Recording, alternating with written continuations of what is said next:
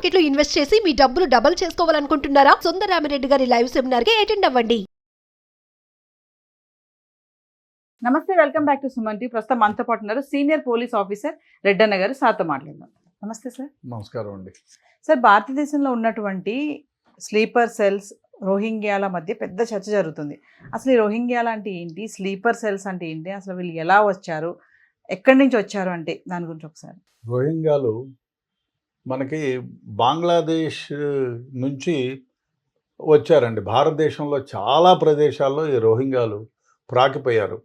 Especially ఏమైందంటే మనకి కలకట్టా నుంచి ఒక 100 కిలోమీటర్స్లో ఒక నది దాటితే మనం వెస్ట్ బెంగాల్లోకి వచ్చేస్తాం. ఆ విధంగా వేల సంఖ్యలో దాదాపు ఒక 10 ఏళ్లుగా బార్డర్ క్రాస్ చేసి కలకట్టాకు వచ్చి కలకట్టా నుంచి వివిధ ప్రాంతాలకు, హైదరాబాద్ దగ్గర నుంచి, బాంబే దగ్గర నుంచి, ఢిల్లీ దగ్గర నుంచి అన్ని ప్రదేశాల్లో ఈ రోహింగ్యాలు వచ్చి చేరిపోయినారు. వీళ్ళు వచ్చినప్పుడు కలకట్టాలో అయితే నాకు చెప్తే 6-7% దాకా వీళ్ళు ఉన్నారు అని, రోహింగ్యాలే ఉన్నారు.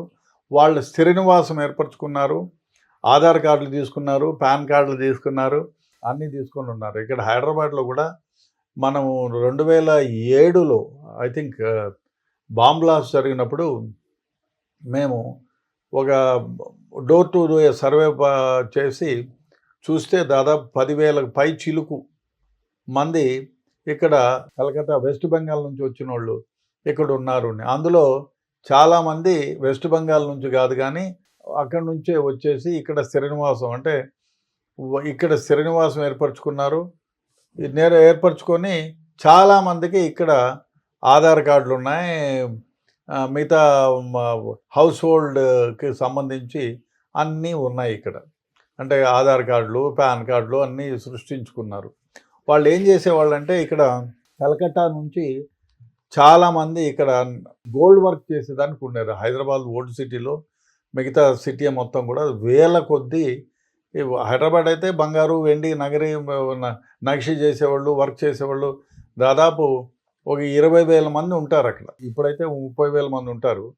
వీళ్ళంతా కూడా వెస్ట్ బెంగాల్ అని చెప్పి ఇక్కడికి వచ్చి టెస్ట్ చేశారు. వీళ్ళంతా రోహింగ్యాలే. వీళ్ళంతా తూర్పు నుంచి వచ్చిన వాళ్ళే. వీళ్ళందరూ కూడా చెప్పుకోరు ఎక్కడ మేము ఇతర దేశాల నుంచి వచ్చాము అని చెప్పి చెప్పుకోరు. మేమంతా వెస్ట్ బెంగాల్, బంగ్లాదేశ్ అని చెప్పుకోరు. వెస్ట్ బెంగాల్ నుంచే వచ్చామండి అని చెప్పి చెప్తారు. ఎందుకంటే భాష ఒకటే, ఫుడ్ హ్యాబిట్స్ ఒకటే, వాళ్ళు ఉండే రూపము ఒకటే. అందువల్ల గుర్తించడం కష్టం. ఇక్కడికి వచ్చిన తర్వాత ఎవరినో పట్టుకొని ఆధార్ కార్డులు, పాన్ కార్డులు, బ్యాంక్ దీనిలో డీటెయిల్స్ సృష్టించుకొని ఇక్కడ ఉంటున్నారు. వీళ్లకు వెస్ట్ బెంగాల్ నుంచి వచ్చిన వాళ్ళకి చాలా అసోసియేషన్స్ ఉన్నాయి ఇక్కడ.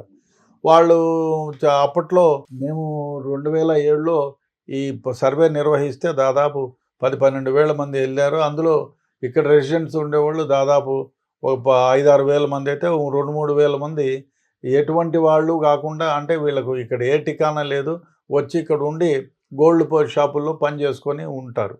సో ఆ విధంగా వీళ్ళని గుర్తించడం జరిగింది. అప్పుడే వీళ్ళందరినీ కూడా మీ వెస్ట్ బెంగాల్ అయితే వెస్ట్ బెంగాల్కి వెళ్ళిపోమని చెప్పడం జరిగింది. వాళ్ళు నిజంగా అయితే బంగ్లాదేశీయులే. ఎందుకంటే వాళ్ళు బెంగాలీ మాట్లాడతారు, వీళ్ళు బంగ్లా మాట్లాడతారు, ఏమీ ఉండదు, ఫుడ్ హ్యాబిట్స్ సేమ్, కాబట్టి గుర్తించలేని పరిస్థితి. వీళ్ళ ముసుగులో ఇంకోటి ఏమిటంటే భారతదేశంలో అనేక ప్రాంతాల్లో మీరు ఈ స్వీపర్ సెల్స్ ఉండేది అది బహిరంగ రహస్యం. ఎస్పెషల్లీ హైదరాబాద్లో అయితే మరీ ఎక్కువ. ఎందుకంటే హైదరాబాద్ నుంచి పాకిస్తాన్ నుంచి హైదరాబాద్లో ఇచ్చిపుచ్చుకోవడాలు చాలా ఎక్కువ ఉన్నాయి, చాలా ఎక్కువ ఉన్నాయి. సో దాంట్లో ఏమైపోతుందంటే చాలామంది అనేక కారణాల వల్ల హైదరాబాద్కు వస్తారు. లాంగ్ టర్మ్ వీసాలు తీసుకుంటారు, మెడికల్ గ్రౌండ్లో వీసాలు తీసుకుంటారు, బంధుత్వం మీద వీసాలు తీసుకుంటారు, ఇక్కడికి వచ్చి ఉండిపోతారు. ఇక్కడ అమ్మాయిల్ని చాలామంది పాకిస్తాన్ అబ్బాయిలు పెళ్ళిళ్ళు చేసుకున్నారు. ఇక్కడ అబ్బాయిలు కూడా పాకిస్తాన్ అమ్మాయిల్ని పెళ్లి చేసుకుంటారు. సో మనకి సానియా మీర్జా కూడా ఓల్డ్ సిటీ అమ్మాయి, ఆ అమ్మాయి కూడా పాకిస్తాన్ అబ్బాయిని పెళ్లి చేసుకుంది. సో ఆ విధంగా ఇక్కడ ఉన్న వాళ్ళల్లో చాలామంది స్వీపర్ సెల్స్ కూడా ఉన్నారు.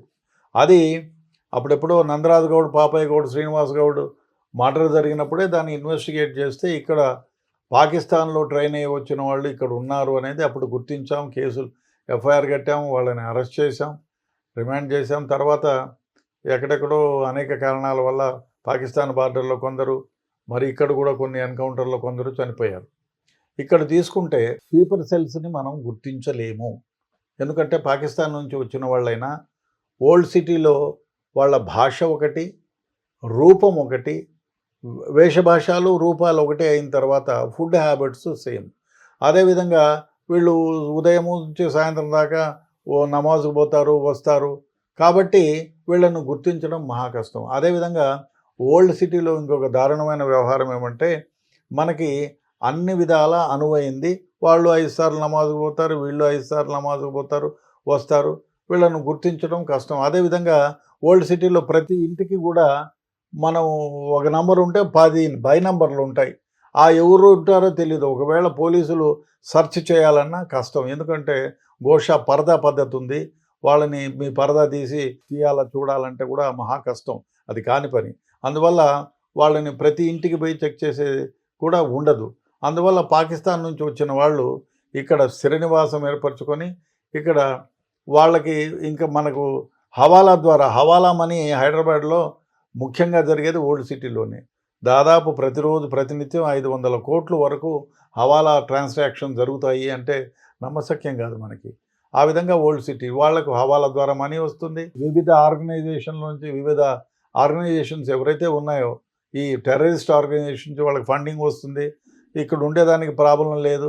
అదే కాకుండా ఇంకో దరిద్రమైన వ్యవహారం ఏమంటే, ఓల్డ్ సిటీలో ఇండ్లు గుర్తించడం కష్టం. దాంతోపాటుగా ఎవరైనా ఈజీగా వాళ్ళకు 5,000 ఇచ్చేవాళ్ళు రెంట్, ఇంకో 2,000 ఎక్కువ ఇస్తామంటే వాని ఆధార్ కార్డు అడగరు, పాన్ కార్డులు అడగరు, వాని అడ్రస్ అడగరు. ఇంకోటి ఏమంటే, మామూలుగా కూడా మన కులస్తులు ఉంటే చాలు, మనకేమి ఇబ్బంది ఉండదు అని గోషా పరదా పద్ధతి ఉంటే, వీళ్ళు ముస్లింలాగానే వేషభాషణ అన్నీ ఆ వేషధారణ ఉంటుంది, గడ్డం ఉంటుంది, నమాజు 5 సార్లు పోతారు, అవన్నీ ఉన్నాయి కాబట్టి వీనికి ఇచ్చేస్తారు.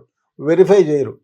ఏ ఊరోడు, ఎందుకు వచ్చాడు, వీడు ఏదైనా పని చేసుకోవడానికి చేస్తున్నాడా, లేదా స్లీపర్ సెల్గా ఉండి ఆతంకవాదులకు ఇన్ఫర్మేషన్ ఇచ్చి బాంబులు తయారు చేసి వాళ్ళకి ఇచ్చేవాడా అనేది ఎవరు ఎంక్వైరీ చేయరు. అది చేయాలి, అది జరగటం లేదు.